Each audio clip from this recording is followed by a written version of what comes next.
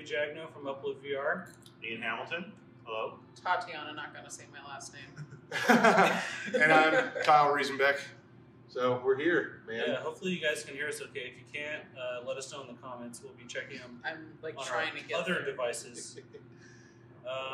Yeah, so we've been here at CES for the past, this is our third day, right? Mm-hmm. The show started kind of on Monday, I guess you could say it was the beginning with the HCC conference.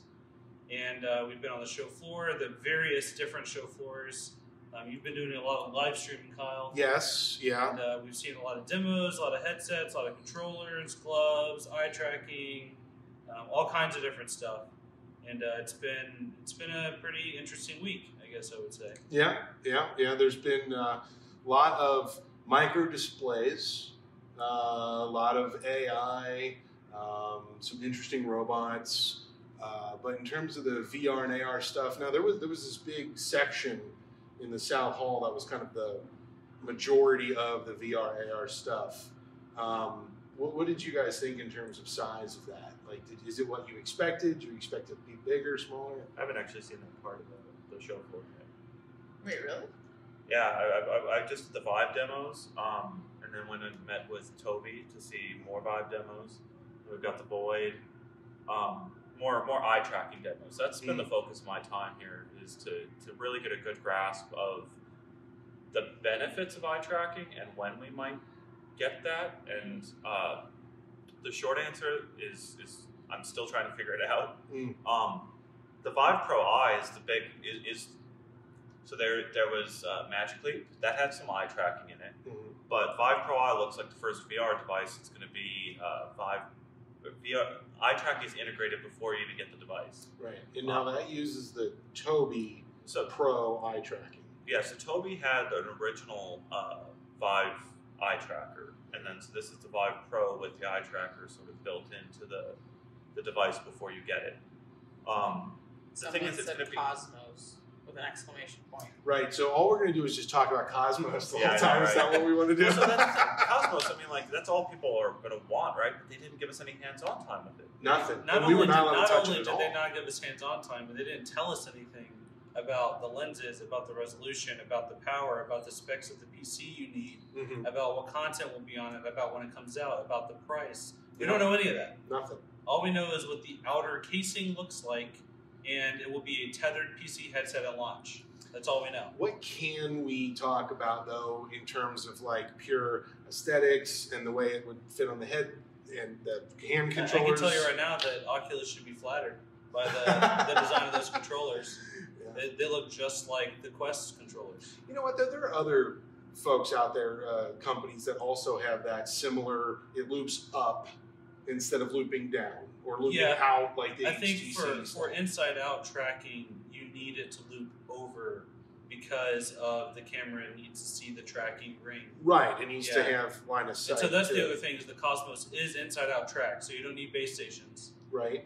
They're slowly separating more and more from Valve, even though they claim to still have a great relationship. Well, that's the funny. I was just thinking about that. I mean, in theory, you could just attach a Vive tracker to the thing, or faceplate. Yeah, you could attach a Vive tracker to the thing, and theoretically, that's still Steam VR tracking. Well, they did say it'll be Steam VR compatible regardless, so even if it is just inside out. I wonder what kind of like driver compatibility they'll have for that, though. So having the inside out tracking is very different from having it be, tracked from like Lighthouse boxes and whatnot. So I wonder how that would work if they'd have some level of integration of the inside out and like a puck or something. You tried Quest, right? That was your first headset that you tried here. Yes. What did you think of that? It was scary. Went straight to face your fears. Face your fears. Straight into face your fears, which I've never done a horror VR experience before. Like I've done stuff like the Void and action adventure kind of stuff, but like the horror thing was very new. And usually I'm the kind of person who has to be in the mood for horror, but it was like, nah, I guess you guys are all putting on the spot, which we will have the full video of me basically crapping my pants for like 15 minutes straight. Yeah. There was one moment in particular I want to highlight where the demo was in a hotel suite, and upstairs there was a noise. Oh my god, I forgot That about was that. so funny. At the Oh most my gosh. perfect moment where she thought it was inside The whole the building VR shook game. just a little bit. Yeah, Yeah. it was the most excellent accidental haptic immersion that It And sounded then like no one said anything, and I was like, what was that? right. It sounded like somebody dropped a refrigerator the floor above us. yeah. Like several yeah. refrigerators And you at said the same time. What was that? What was that? So funny. So that was great. Nathy says, lovely coverage, guys. And at Martin Manish says, what kind of turnaround should I expect? For what? I'm assuming maybe the Quest. I'm not For sure. the Pro Eye, we know that's coming in quarter 2. Someone asked about my shoes. So that's what we're just talking about. The shoes have been the They topic are, of our they're conversation. the Jordan 8s. They are the Miami version, but I bought them because they are the Spurs Fiesta colors. I'm a big Spurs fan. They're a pain in the butt to put on, but they are the most comfortable Jordans that you can buy. And these are some Here we vintage. go. I don't even know what brand these are. So just Lady, if you were... I got these for $30 on Zappos. I've had the same pair for Excellent. years. Does Skechers? Yes, they are. Quality. I keep buying the same pair over and over again. I like the way they fit. Yeah. Like I Steve never Jobs, get any right? comments. Of course. Yes, exactly. I'll have to think about it. One type of shoe. Exactly. And greetings from lightforms.cc. Hello. Kelly Yeah, Myers. can you let us know? Can you hear us okay on Facebook and Twitter? Yeah, how's the Just quality? Let us know if we sound okay. Yeah, we can move it closer. So, I'm looking at if the your turnaround comments. question was on Cosmos, we don't know when to expect that in any way, shape, or form. April. So yeah, Cosmos. We don't know. yeah, but Did they say this year? I think they so said this year. well, though, they right? said that they are going to because there seems to be a lot I of think dev kits are going out questions. soon. Is what they said. dev kits going out Yeah. soon. I didn't hear anything about dev kits. Yeah. All I heard was that there are components to all of this that are going to be slowly released. So I have a feeling that GDC will add a component and they'll just Yeah. keep building on to, I don't know. Whenever we E3 asked them or- if they would be at GDC, he said you can expect to see us in the places They you would said expect it to see quiet. us. So that's how But we cryptic sound they're good on being. there. Okay, so we're a little We're quiet not loud. on Facebook. We're not... Oh, wait, who's doing Twitter? Twitter's over here. Okay, Facebook's Twitter is over quiet. Facebook is fine. Here. Okay. Okay, maybe just try to look for it when you talk. Yes. Talk Yeah, to the. talk to the project. device. Yes. Yes. On Twitter, Martin Manish asked, how big is the VR market going to get? About this big. Maybe give or this take. big. So Yeah, yeah. maybe like a yardstick. Let's say It's like 3D. yardstick. Yeah. Yeah, it's like- Looking at what we've seen here at the show and the types of people that have talked and the buzz and the you hear buzzwords as people are walking around the hallways.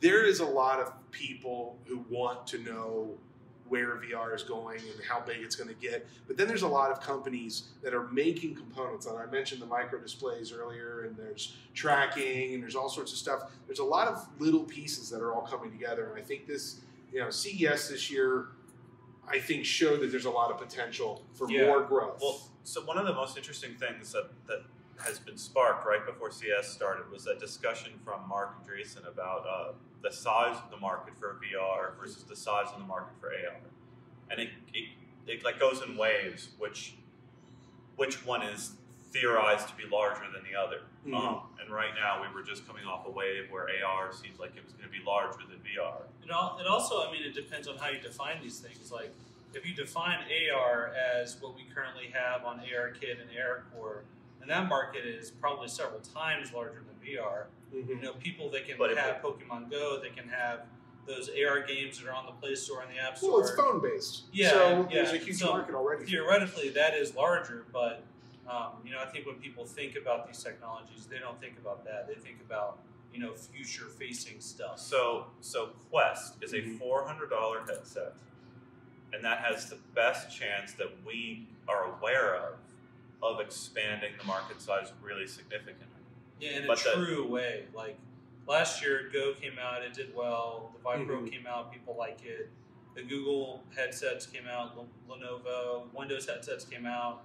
All those things have been well received, Yeah. but we haven't hit that, the crescent point of, the turning point. I think you're right, Ian. I think that the Quest is going to be the next big jump.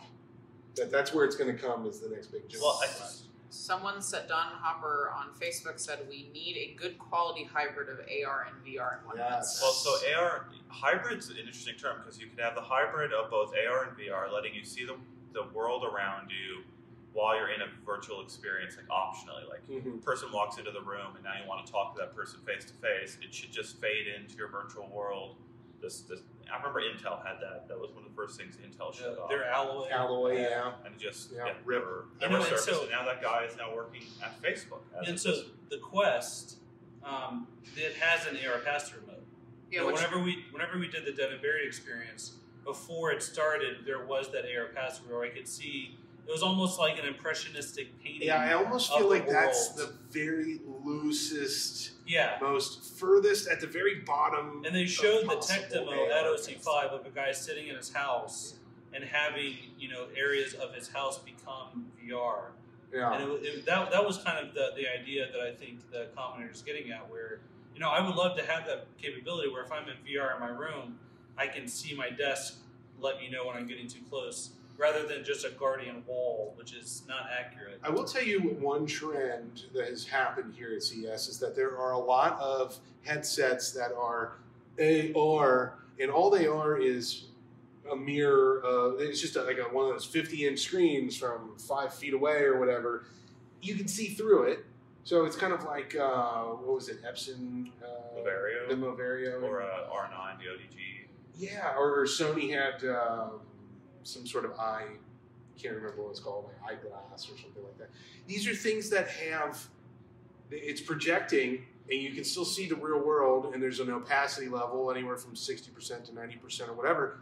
It's not AR because it's not tracking, it's not aware of its environment, it's not augmenting anything, it's just sticking something out here.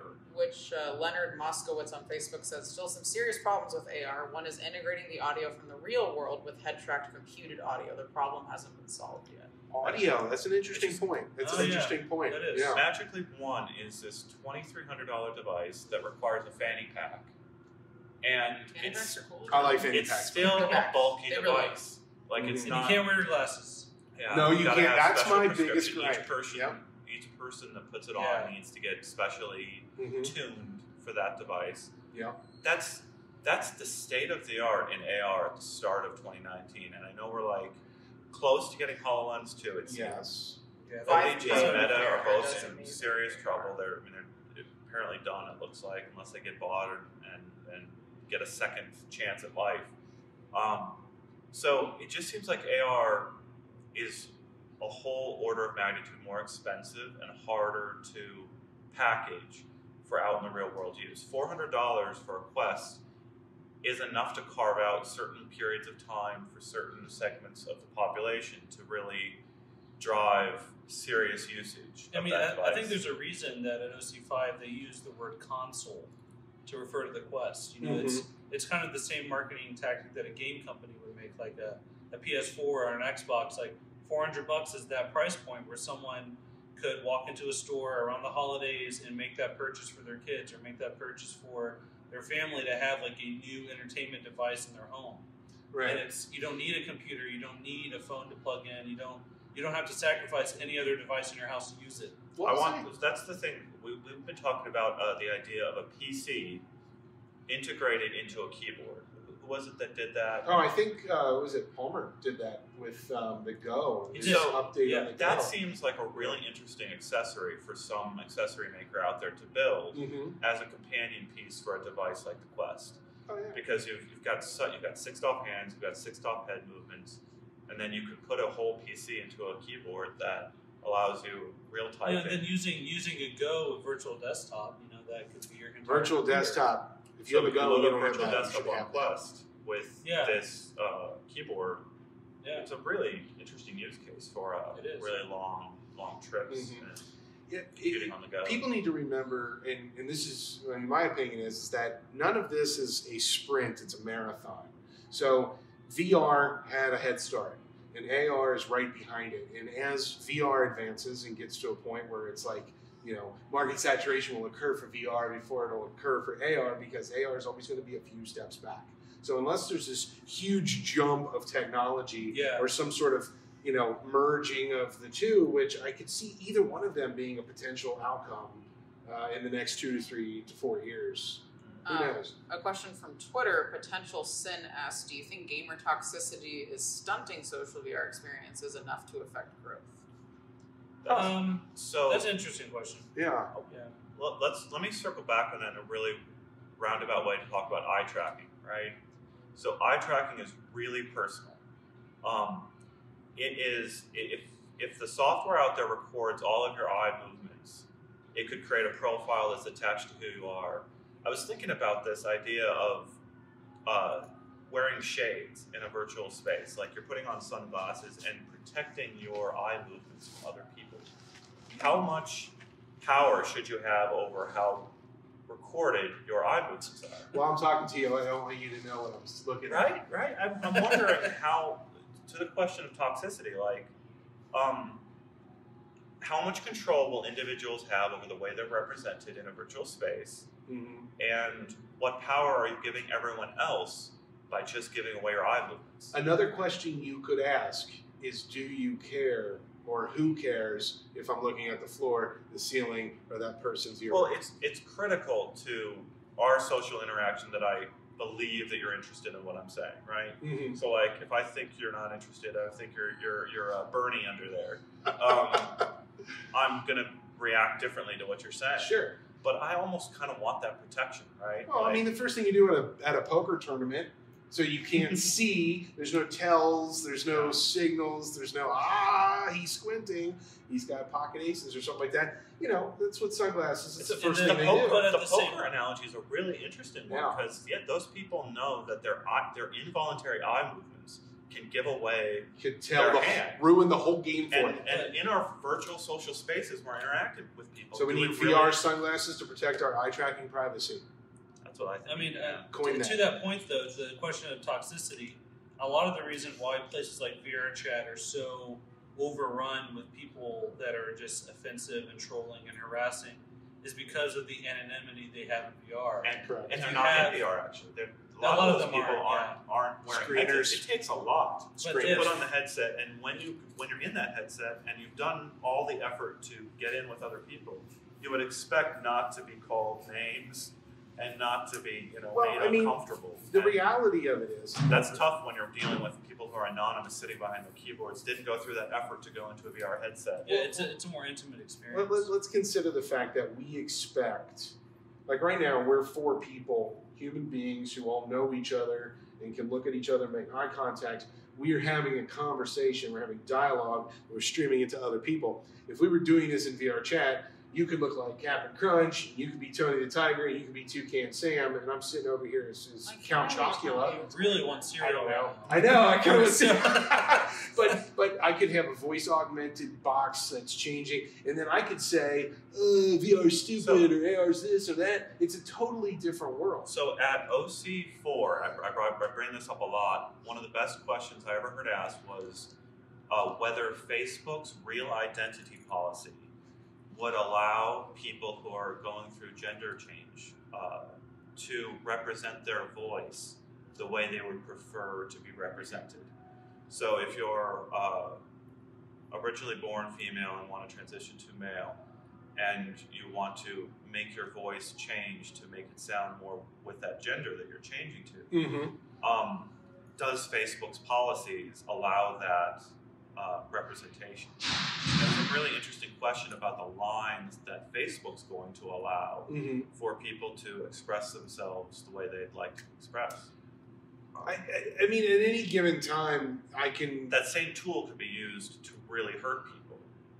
Like a person misrepresenting themselves, not the way they are in the real world, could be used to really catfish someone and mess up. I mean, I'll be totally honest with you. When I record my podcasts and stuff, I turn the bass up a little bit so I sound a little deeper than I really am. And I do that. And am I misrepresenting myself? Of course I am. But I'm not doing it in a harmful way. Well, yeah, I think the first, I'm waiting for the first Animoji celebrities to really hit the internet. An Animoji celebrity. That sounds really scary. Questions. Okay, questions. So question number 1, Leonard Moskowitz asked, did Magic Leap announce anything at CES? I just saw, I saw a press release pop up in my inbox this afternoon. They had some kind of an AT&T announcement, but it was very vaguely worded, and I could not get to the bottom of the interaction between Magic Leap and AT&T. Aren't they doing some sort of like So subsidized something or other with? Well, so there would be some really interesting models there for them to interact. But so you can go into some Chicago AT&T store, try out a Magic Leap 1, interact with a Harry Potter character in one specific AT&T store in Chicago. So that's specific. It's their flagship store, I guess, for AT&T. That was what I think AT&T set out to do with the relationship, was like, we've got this cool new technology. There's a lot of talk about 5G as enabling all sorts of new augmented and virtual reality experiences. So if the latency between the tower and your local device could be lessened enough, there's some really interesting things that are possible. They did a thing in somewhere in Hawaii, and there was a booth at, it was either Capcom or Showstoppers, I can't remember which one, but they were talking about a use case where they used 5G, a doctor doing some form of physical therapy with somebody on the other side of one of the islands, and they had to do line of sight to be able to get the 5G to work and everything. It was really proof of concept. So I have a feeling that the whole 5G conversation, because there was a lot of mentions about 5G here at CES, I think there's some time still before that gets fully developed. Those chips, they come out early and they're very power hungry. And the last thing you want to put in one of these mobile devices is anything that's completely unnecessary. As far as power is concerned. Were there any Magic? I saw one Magic Leap at one booth, and it was like a third-party earbuds kind of accessory for Magic Leap. I know that there are a few in suites, private meetings and stuff, but on the show floor, they didn't have a booth or Okay. What other questions do we have? Well, there was one that was like, how do we get like normies interested in AR, VR? Normies. Like, people, casuals, I would say. Yeah. And someone else asked any news on the Oculus Quest, and then someone commented AR and MR are kind of opposites. AR puts a virtual object on a real world, MR puts a real object in a virtual world. Not opposites, but they are different. And They're then cousins. Someone asked, what about WebXR? We're skipping acronym discussions. We're not. Yeah, let's not do that. We're not going to do that. AR versus VR. No. MR, XR. We're not talking about acronyms. All right. I have to eat eventually. We'll do it some other time. Maybe we'll set that up and do that in VR chat. To kind of rapid fire some of that stuff. The Quest, there were no new announcements. The OC5 demos were the same ones they had here. Yeah. So none of that was new. But the one tidbit, though, that we will put in an article eventually, so you get a quick peek at this, is that the demo environment was very different here. It was a suite in a hotel. They had a ceiling-to-floor window in the room that the Quest was being demoed in. Where you start facing. Yeah, and you did not interfere with the tracking, which I thought was very impressive. Well, those people who have had the opportunity to go see like Microsoft's Building 95 or 92, whatever it is, where they did all the HoloLens original demos, these rooms were specifically designed to have perfect walls with the right texture and the carpet and the windows, and everything was in paintings on the wall. Really busy stuff helps. If you have a plain white sterile room, inside-out tracking really struggles. And to what Ian was saying, the fact that there's this window, I mean, that infrared coming in should natural light cause problems. Reflections to confuse the camera system. I think they've gotten to a point where they kind of ignore it at this point. And those cameras are so wide that as long as you can see the floor, ceiling, and the other side walls, if there's a window straight ahead, you should be okay. Yeah. Well, so it's just good to have that confirmation. What was another cool thing that I saw was in the Vive booth. Valve did not have a booth. He accidentally said Valve. No Valve booth. There's no Valve people here that we saw. No Gabe Newell here. It is just Vive. He meant Vive. He did not say Valve. In the HTC booth, there was one of the eye tracking demos, and they had two of the 2.0. Also, Population One had their booths were twice the size in the Vive room. They had 4 base stations set up with 2 Vive side by side. So the reason I bring this up is Someone said the video paused on Facebook. Which one is that? That's this one. I'll check it. The first CES that I came to and saw VR at seems to was be on. the first. Maybe it's their connection. Okay. Yeah. Was the first time they showed the Vive It's Pre. back. They said so. And I remember how bad it was. The issues they had with glass, with mirrors, with the base stations interfering with each other from the opposite sides of rooms.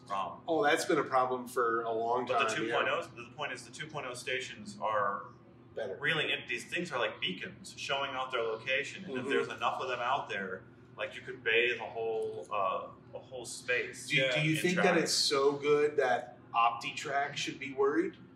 I think they're Steam VR tracking is like 1 or 2 big updates away from really causing some serious trouble. What's that other company that's doing tracking now? The Hollywood one. I can't remember the name of it. They do the mocap for like every major. Vicon is the other one. There you go. Yeah, they're doing VR stuff now too. They're trying to compete with OptiTrack. They've all got cameras that wire back to the system. It's just there's this beauty or simplicity into the Vive tracking system where they just plug into power and then use some kind of like a relay system to talk multiple headsets. It's still, Is Lighthouse a stopgap until Inside Out is perfect, though? Well, so that's the question we are not able to answer out of CES because they did not put Cosmos in our hands and other inside-out hand solutions. You mean that literally too? Like we weren't really allowed to even touch Cosmos. Oh yeah, no touching. Yeah, no touching. You could look at it, you could point the camera all around it, but you could not. The thing this is, I guess, the biggest takeaway you could take away from like the status of AR tech or VR tech is that it seems like head movement on a VR headset is solved inside out. So you can move your head around. You've got a couple cameras that see the room and understand everything, and your head movement is solved. But our hands move way, way, way faster than our heads do, and in far more directions. In far more directions, far more odd ways that like we can get our hands in. Yeah, so what I noticed about Cosmos is they have 2 cameras in the front and 2 on the side. So the Quest has 4 in the corners, but the 2 on the side it's a totally different setup. A lot. You would think help with moving your hands behind your head. So there's 2 questions that are kind of relevant to that, and that's does anyone care that Cosmos is modular? It's a pretty big deal, as well as will Inside Out ever be perfect? It's not its final form, though. Keep that in mind. So we're only basing anything we say about this on what we currently know. Yeah, so that was an odd, like I noted that answer when I asked them about it, was like, how many cameras are up on the Cosmos up there? And the answer was like, well, on that device right there, there's 4. Yeah, I heard weird stuff like that too. Yeah. Is that final? I don't think it's the final form. I think it's a release candidate or something like that. Because you noticed you pointed out that there wasn't a clear indication of where the wire even goes. Right. Thank you, Nima. Yeah, it was like, where's the wire? Where's the cable? And there was no cable management clips where there was obvious it goes along the left or along the right. They're very clear that the launch version will be tethered. There's that one company, GameFace, that was trying to make a convertible device, a single headset that could be controlled by both Android or tethered to a PC. Yeah. And in theory, it is the dream, right? You want like one content library. That's what people wanted out of the Quest. That's the USB-C plug. They thought, but in reality, they got to make these. The thing we're seeing out of Facebook is they are brutal about leaving features out, leaving unnecessary things out to leave weight off of the headset, and to lighten the load on your head and lower the cost. And so, like, if you can hold a phone in your pocket and still have or a fanny pack, they're bad. I don't know. I think the convertible idea is strong, but I don't think HTC has the software chops to unify multiple platforms like that. So, as a developer would have to cater to the lowest common denominator and make sure that their software, their experience that they create, will work on the lowest form of mobile device that would power these devices, these headsets, and then have that be able to also run on a PC, or you don't have parity between the different experiences. If I imagine there's a fair subset of devs that would not allow their 6 DOF built software to run on a system that extends to 3 DOF controllers. So there's a certain segment of devs that say, it's 6 DOF only for your hands, or we will not put our software on that platform. Yeah, 6.6, absolutely. And Viveport and its whole system, I don't know if they're going to be stringent. they're gonna allow software to bend boundaries and run in odd ways. The funny thing is like you said, it's a subset of developers. It's not all of them. But is it a majority? Is it a minority? Is it enough to cause the platform people to say, okay, well, we're going to make this happen where it can be a mobile or especially if you talk about the fact that not only is the VivePort, ViveWave platform, divided in terms of Vive Focus, Shadow, all Pico, all those headsets, but then the Focus and the Mirage Solo in and of themselves are divided because they launched with 3DOF controllers, right? And then they're coming out with 6DOF later. Yeah, I mean, so people that buy a Focus right now, if there's a 6DOF application that comes out later on, they would have to buy new controllers. We literally have a subdivision of the VR world right now where there's 3.3, 6.3, 6.6. There's 3 different categories of VR right now, and that's kind of mind blowing. I never would have thought that it would come in. It would get to that point. So, 6.6 is the dream, right? So 2 hand controllers, your head moves 6 directions. It's standalone. Well, ideally, if it's 2 hand controllers, isn't it 666? Oh hell! Oh hell! Okay. So we're gonna start saying Slipknot. There is a few questions. Okay, let's hit some questions. So there's 4. One is, did you see Perception Neuron stuff? Any other news on Origin beyond the little video clip, which looks like Vive Social? We should try to answer them one at a time. Okay. Perception Neuron, I don't think... I didn't see them. Did you guys see them? I didn't see them here. No. I know... they're usually at GDC, though. I don't know if they come to CES, but we've seen them at GDC the past 3 years, I think. Okay, so no Perception Neuron. And then what was the second question? Did any other news on Origin beyond the little clip, which looks like Vive's social play?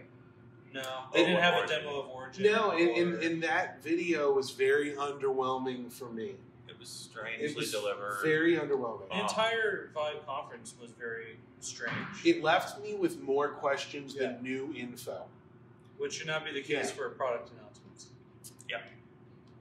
But the thing is I didn't know what I wanted to ask them afterwards. I didn't know, what do I ask these people? So you can't walk up to them and say, how many cameras is, you showed a phone, you showed an outline of a phone sitting on the back of a head. Right. What did you mean by that? Right. I don't know. We can't talk about that. What kind of plug is it?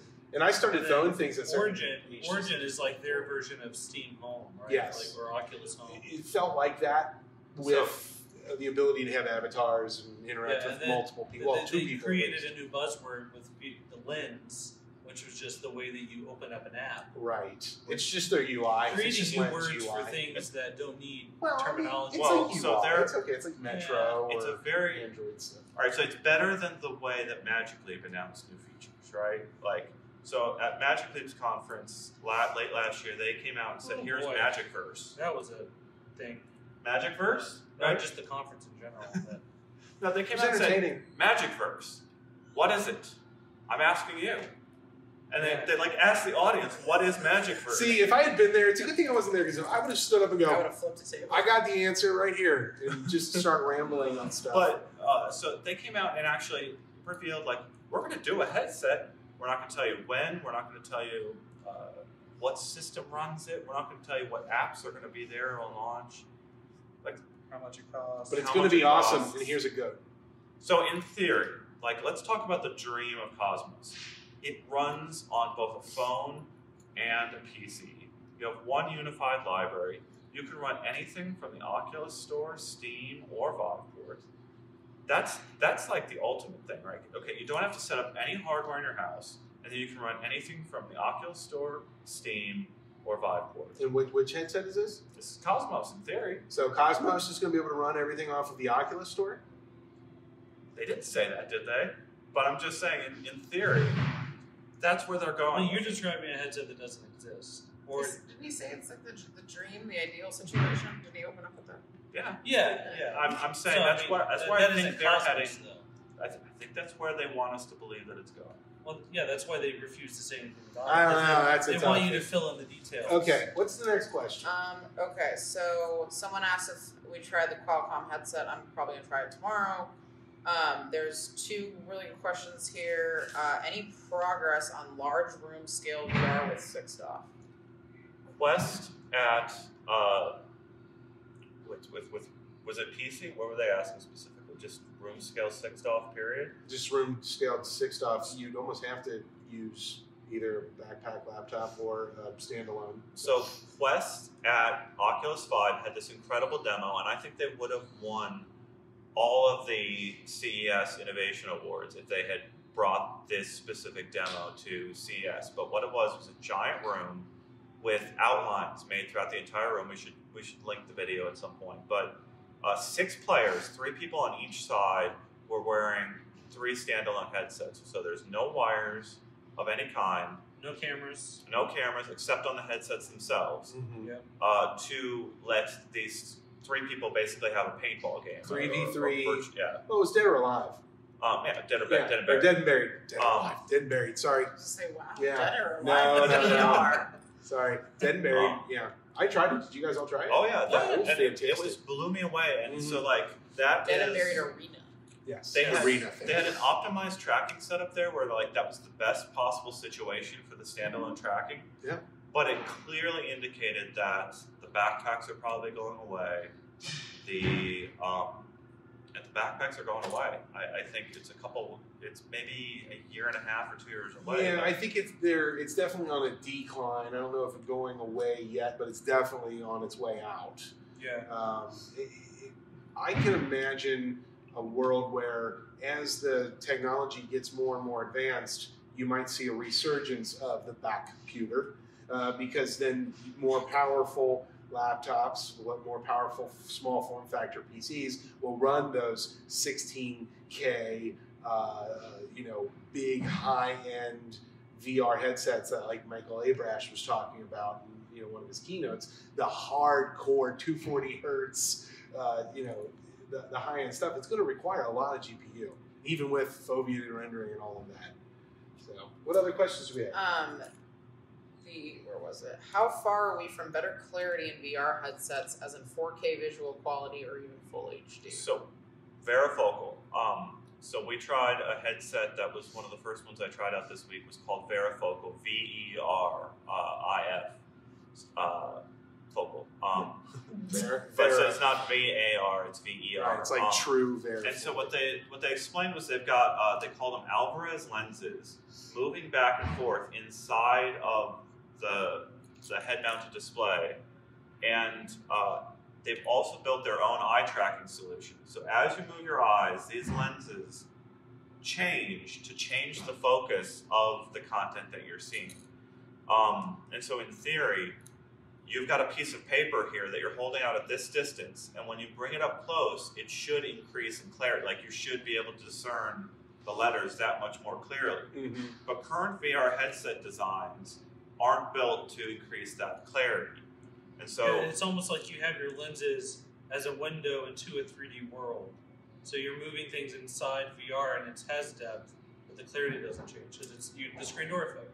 The beautiful thing about it too is that you've got screen door effect, you've got higher resolution, you've got lens technology, and all of this stuff that's all slowly increasing. So the general answer to the question is it keeps getting better all the time. It's to a point where eventually everybody will go, "This is good enough." This question specifically was about 4K headsets. There's So- obviously Pimax exists.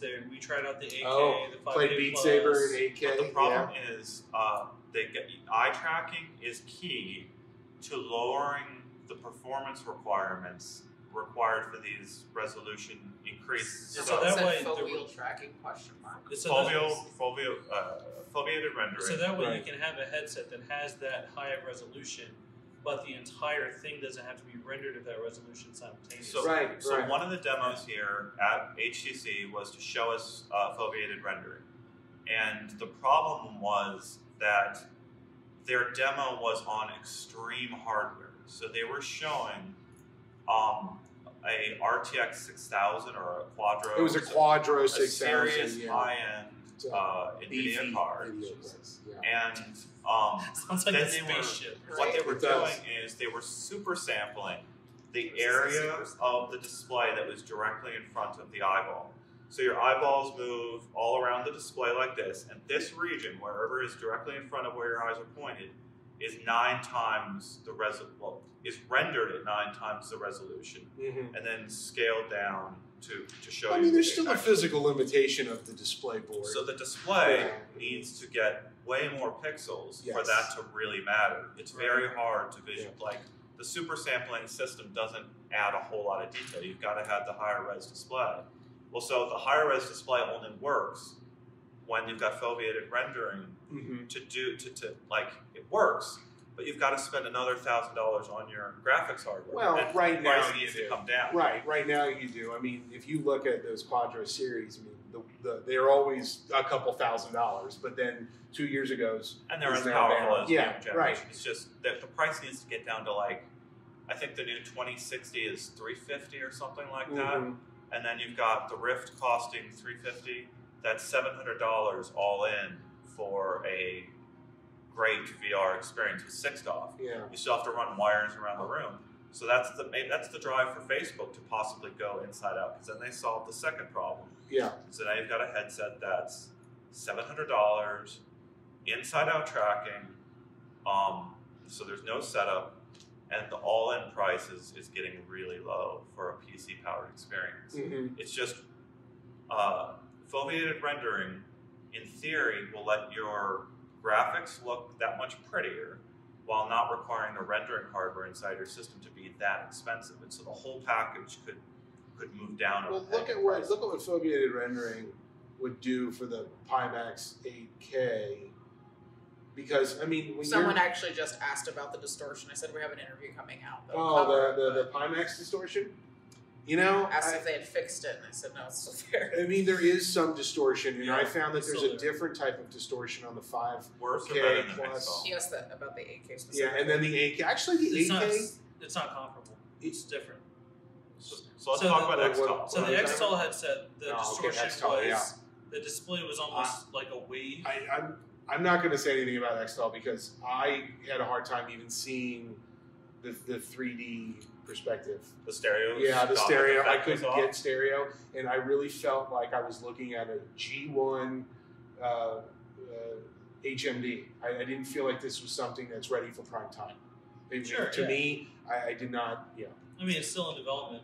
That's a caveat, of course. But sure. So the Pimax, the distortion is you have the super wide FOV, right? So you have peripheral vision out here beyond your eyes.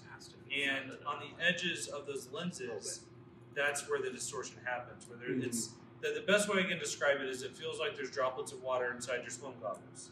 It's a very it's a bubbly you mentioned that, mirror image that happens. It's a small sliver. You can barely notice it. I'm going to make a bold statement here. I think their FOV is too big. I think that's the problem. I think it's just a little too big. Could be narrowed and get rid of the distortion. I think that. Yeah, if they could get rid of the distortion, I'd be happy with 120. So if you buy a Pimax, you can adjust the FOV. Okay. There's a software application. Just what everyone wants, right? It's software based. So yeah, I would totally not have it be all the way out. Yeah, I think their max is around 200. I'll tell you what, from demoing purposes, they should lower it. I think they should because it's not a good experience. But also, I would just say that as a glasses wearer, I'm used to not having full FOV. Me too, right? Beyond here is blurry for me. Yep. It's not. Yep. Yeah. I mean, I'm foveated rendering all the time. Yeah. You know, it's good. I have fixed focal. Yeah. Did you see bigger inside in Eureka Park? It was some sort of French tech. Someone on Twitter. No. Okay. So is the distortion mostly on the outer scope of the vision?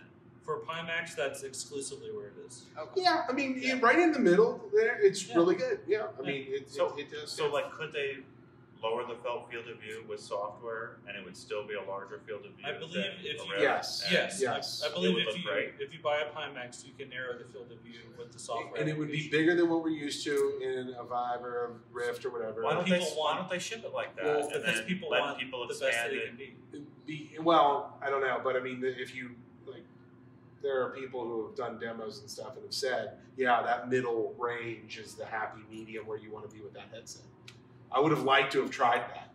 I think they should ship it like that and let the people, Well, I mean, the full I got to give them some kudos to let people do the extreme if they feel like it, but know what that limitation is. Panasonic did a really cool VR headset that I totally forgot about. And I'm going to have to look if it was there. It was last year. And the headphones. Oh, is that the So you had... No, I didn't have anything in my hip. So it was a headset, and it had like a really wide field of view. I had headphones, and then there was actually things that went right here, and you could feel the bass in like the bones of your face. Was it tracked, or was it just a mirror of some device? It was like I was looking at like a movie. Like it was definitely like 3 off. But Okay. like, it was really cool because you could feel the sound. Sure. It was like the last time I heard about it or saw it. It's like a sub pack for your face. Kind of, yeah. That's cool. It was really heavy though. It was super heavy. We should mention we also tried Wreck-It Ralph. Okay. Oh, Wreck-It Ralph at the Void. Yeah. Yeah, Valerie did ask. She said she's jealous that we won. Yeah. But yeah, that was really good. I thought it was. Nicodemus. I thought was better.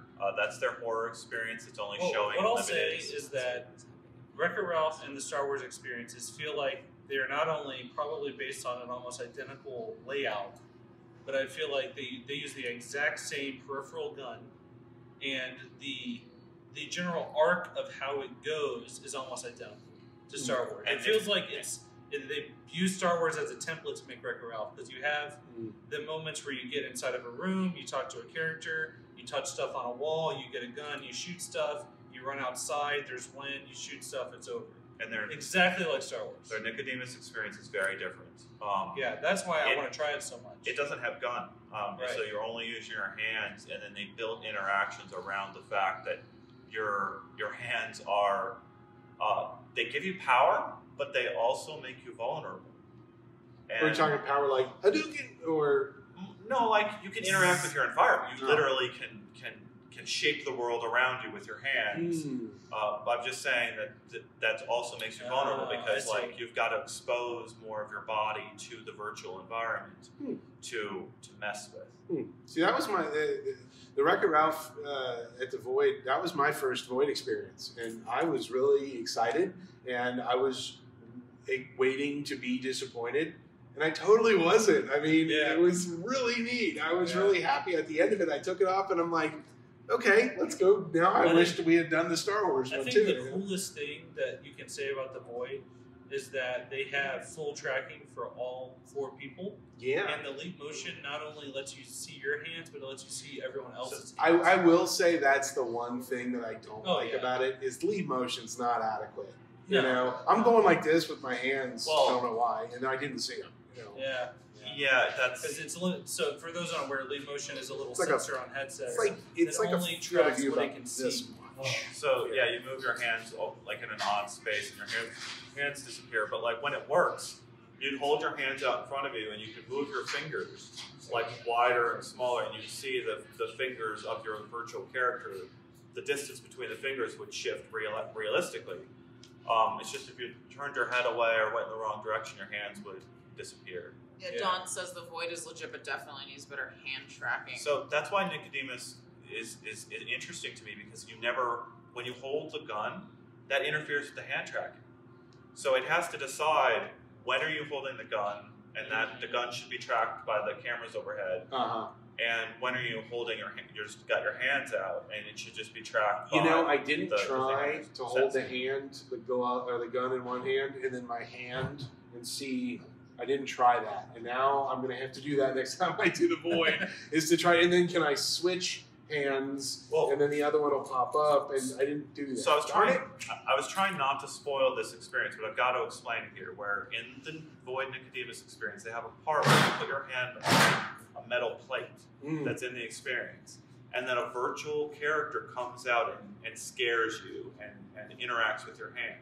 Okay. So like this little character comes out with an axe and looks like it's going to chop your hand off. That experience is impossible to... Spoiler alert. Yep, sorry. That experience is impossible to design for if you know you've got a gun. Like if the person might have a gun in their hands. Right. If the person might have a gun in their hands, they're never going to... They're never going to let the gun go. I'm going to hold on to that gun because it's going to protect me. Well, if I'm in a horror experience and I have a gun in my hand, all I'm going to do is shoot everything that moves. Exactly. So you feel more vulnerable just having your hands out. Let's let's maybe take one or two more questions, and then we'll wrap this up because we're getting dangerously close to an hour, and we're also getting dangerously close to having a whole lot of ruckus occur. I have a feeling with some stuff happening here where we've kind of setting up. Yeah, we've kind of just commandeered this couch in this area. The last question that we'll do is if there were any cool innovations in controllers at CES. Okay, so I'll talk about a company called Contact CI. Has a glove. You wear it. It's a glove, and there's this motor that sits right here on your wrist with a battery, and then you're inside of a VR headset. So I was in a Vive Pro, and while wearing this glove, the motor has individual little tendons that go down to each hand and each finger. And whenever you touch something inside of VR, it tells that motor, okay, give resistance to those fingers. And it pulls on them. So, like, for example, they had leap motion tracking on my left hand. So I was inside of this experience with a panel of buttons. I could reach out and touch stuff with my fingers. Leap motion worked, it's like whatever. But then I reach out with my other hand, and it's like you can feel the button, which is just incredible. Was it tactile sensation or only resistive? Both. Yeah, so at the ends of the glove, each finger has a cap that you put your finger into, and so that gives you the tactile feedback. Okay. And then the tendon also pulls. How was the tactile? Was it like little pins, or was it a vibration? It's kind of a vibration. A vibration, okay. Yeah. So in comparison to haptics, that uses the air pockets that kind of just simulate individual places on your hand, but it doesn't have the resistance. And so that's kind of the biggest difference there. Haptics does have the resistance. It's not the same though. Oh, okay. This is it's hard to explain. Yeah, I'd have to frame of reference try both. Yeah, it's hard to explain because it really feels like you're pressing against something. Huh, okay. It pulls your hand back. Yeah. In a way that is just different than anything else I've tried. So other controllers. That haptic revolver thing that we wrote about. No. You have to look at that because it had some really interesting research about the way that your finger responds to different things turning underneath it or moving underneath it. The argument was something to the effect of it just takes a little bit of force under your finger to fool your finger into feeling something there. Did you guys see that there were a lot of these were B2B people who were trying to sell their technologies, so they didn't have FCC approval or anything, but they were basically 6 Sense STEM controllers, but they weren't. Several. They were all over the place. It's like they were doing demos on a Vive using controllers that weren't Vive ones. Right, they were Wii-looking controllers. What is your market? They're trying to sell their tracking technology to an HMD producer, so that way their technology is inside of. Got it. Yeah, but they don't want to have to get FCC approval because then they'll have to deal with all the same stuff that 6 Sense had to deal with, and then and they're not making consumer products if they're enterprise. They're trying to get it the same. What other controllers? There was Finch Shift. We tried that. That was kind of interesting. So that's going to be compatible with all Vive Wave headsets, right? So there's 6 soft controllers. Yeah, it's built into the SDK, the Wave SDK. But again, I think that's something that they're going to try to get into. How can we make VR any more geekier? Let's give us armbands. Right. They're actually really slick, and they're really lightweight. To the they point, were super lightweight. You could walk out with them, and even the girl was so many people have tried to walk out with them because you actually forget they're on there. If we have learned anything from CES 2019, whenever we posted images of the Cosmos controllers, it is very clear that what you think looks stylish, someone else might not like very much. This is absolutely true. It's actually a very simple. I understand. Aesthetics are definitely personal preference. Yeah. We get that. There's certainly a reason why every VR headset is either black or white. Yes, exactly. Yeah. Yes. Other than Acer, which looks like a microwave. Go is gray. Quest looks like it's going to come in some very pretty colors. Dream, the Google no, they said those. Oh, Daydream. Daydream comes in different colors. Well, there's gray, there was red, there was maybe a blue one. I don't know. All right, one last question. Or not. Okay, so someone asked how bad the black level was, but I don't know what headset they were. probably the Pimax. Don Hopper asked, was the black level as bad as people have said? Would this headset hold up for a game like Elite? For me, I need to do like side-by-side comparison because Yeah. at home I have a 5K Plus that I need to put through the paces. I have a Rift, I have a Vive, I have a Windows headset, and I need to compare the visuals. Because I know a lot of people complain that the colors don't look as good in the 8K as they do in the 5K Plus. Without having a comparison, a true comparison, Yeah. same exact experience, and immediately go from one to the other to the other. There wasn't anything that was so noticeable that I put it on. I went, what? And I was doing Beat Saber so too. 5K right? Plus, Yes. you tried Space Pirate Trainer. I did. And the 8K, you played Beat Saber. Yep. Okay. And neither one of them did I put it on and go, holy moly, the The colors look terrible. So or the blacks Space look Pirate awful. has I a didn't lot do of that. blacks in it. Yes, it does. And So does Beat Saber. reds and grays. The backgrounds are pretty much all black. Right. No, I mean, I've played thousands, well, maybe 1,000, I don't know. I wonder how much Space Pirate Trainer I've played over the years. But I put it on and it felt familiar. It felt like it was supposed to, except right around the edges. It eventually gets to a point where you're splitting hairs with this kind of stuff. It really is, yeah. You know, at the end of the day, like maybe the black isn't as rich or vibrant as it is in another headset. I think that's a good thing to underscore at the end is like, yeah, when people like to focus in on the specs all the time, but we want, with VR, it's very important that the overall ecosystem be good and solid for the end user. You've got to have it's about the entire safety, experience. you've got to have good apps, and that combination isn't clear. Like the next generation of that combination, what's going to make that bigger is not clear yet. If I had to guess, I would say that the easiest analogy is to say that VR is a teenager in 2019.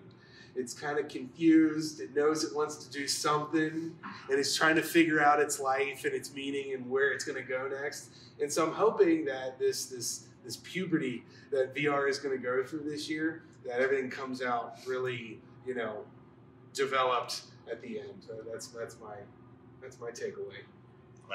You're telling me I'm going to hate VR by the end of this year? I don't know, but VR is definitely going to hate us. All right, final thoughts, David. Great analogy. Thank you.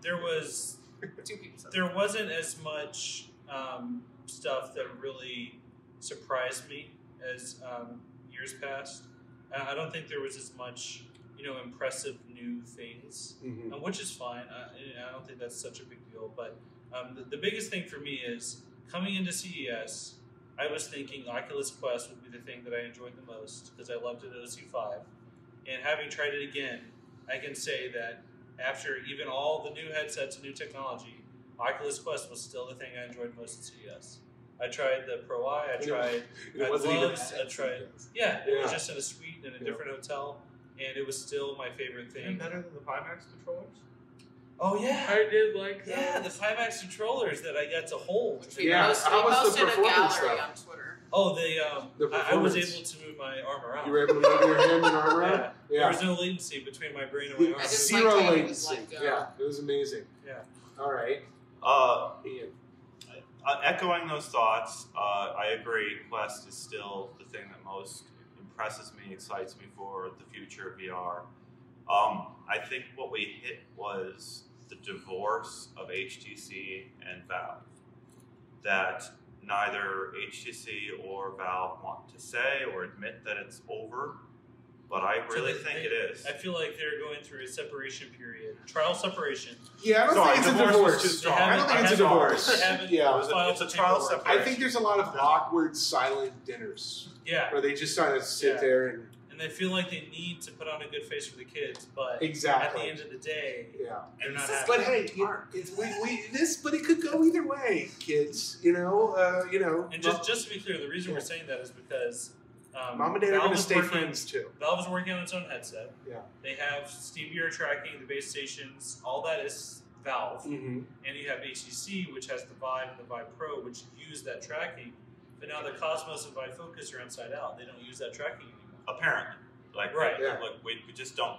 They could attach a thing or something. It could be hidden. We just don't know. But yeah, so I think the divorce of Valve and HTC, the separation, whatever you want to call it, is a very significant moment. Yeah. And it's a moment that's still happening, and we're still trying to get a feel for what's going to come out on the other side of To that. be honest, I think both companies will be better off because I feel like HTC wants to focus on enterprise. Having their own software solutions will probably just be better. Mm-hmm. And Valve, they haven't traditionally had a good track record with hardware. Yeah. But that could be different. Well, and keep in mind too that HTC is trying to go for that whole like the Netflix of VR and that whole subscription-based service. Which does imagine if Steam was good. like that. Could you imagine if Steam was a subscription? Play all you want for $7.99. Oh, man. The world Never would leave our end. house. I think. Yeah, production would just zero. So yeah, all right, Tatiana, what's your big takeaway from CES VR stuff? Well, so this is my 9th CES. Yes, this is 8th. This is my 8th CES, and this is actually like I told you before, like everything's grouped, right?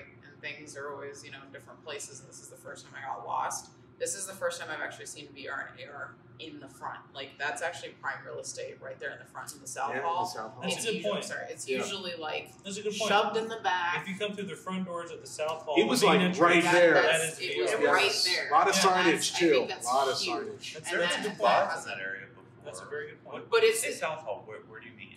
I mean the hall that's on the south side. okay. So like The it's convention the one center. all the way on the right. I don't know what else to say. If you open up your Uber app and type If in you're Las looking Vegas at the convention center, it's the one all the They way. had on the right. vibes in the front area in the past doing like tilt brush is all that. Oh yeah. Sure, but that's like a big company, right? This was big companies and small companies. You had FinShift, you had Toby, you had all these, Yeah, Nolo, little, Pico, Nolo, exactly. You had all these little like gadgets Tesla and suits. gizmos. All the VR company section is at the front of the hall. Yep. Yeah. That is the Air VR section. So Yeah, that and, is- and all the signage said Wow. AR, VR, Yeah, this The way. sign Yeah. says it, yeah. It was really kind of neat to see all that. So that I think and it is becoming mainstream, and I'm excited for people like that didn't have access to it before to have access to it. So like my best friend, like I didn't know she was into VR at all, and she sent me this video of her mom trying out a Go for the first time. It was her first experience in VR. She loves roller coasters, but she works all the time, and her mom's just like having this like blast, like screaming and laughing on a roller coaster thing. And like Great. I hope to see more of that stuff, like people finding like that it's not just for nerds or for Go is gamers. excellent, That there's Yeah, more well, to it's starting it. to trickle in, especially with PSVR and Go this year, and then last year, and then this year in 2019, it'll be Quest, and then who knows what else. So I'll tell you right now. So we've coined VR puberty and VR divorce, and we've decided that these are the things that people are going to take away from the stream. But no, really, I think CES really pointed out. I'm just proud that David skipped the acronym discussion. The I think that's a acronym, win yeah, for VR everyone. versus AR. We'll schedule that. We'll do that someday in like social VR somewhere. That'll be fun. We'll do an open forum. We'll take Hold an questions from the execution for the term audience. that loses. Yeah, And we should have that Explode the whole discussion thing on a up. panel at XRDC. at XRDC. Yeah. What does the X stand for? Extended everything. Anything you want it to Extreme. be. It literally means It's the Exuberant. a nine. variable that can Doesn't mean. that start with? I think it means xylophone. So does Xylitol. I It's guess. sugar We did free. have a I don't know. discussion. You know what? I did it. I think this is a good way to stop this. You're hungry? Yeah. Let's go get some grub, man. Yeah. Yeah, so thanks everyone Yes, for tuning in. Hope you very enjoyed much it so. on Facebook and Twitter. Thank you to all of you for watching out there in cyberspace. And then on Friday, we'll be back live streaming games on Twitch. Probably not tomorrow, but I'll probably do some Beat Saber on Twitch on Friday. But yeah, so continue checking uploadvr.com for all the latest. We have a lot of stuff coming out. Yes. I haven't written about Pico, TPcast Air, Mhm. that glove I tried. You have some stuff about Toby, about the Pro Eye coming out, FinShift. Yep. Lots of good content coming to We have upload. written already about Pimax, about the 3D rudder, about we have a lot of stuff about Cosmos. Some interviews are up on the site already. So there's already a lot of good stuff on there. So definitely check that out. But probably through half of next week, we'll be still writing about CES. It'll trickle out. Absolutely. That CES live. Great. Awesome. All right, everybody. Thank you very, very much for watching. I'll come over here and turn this off. Bye. I'll just keep waving.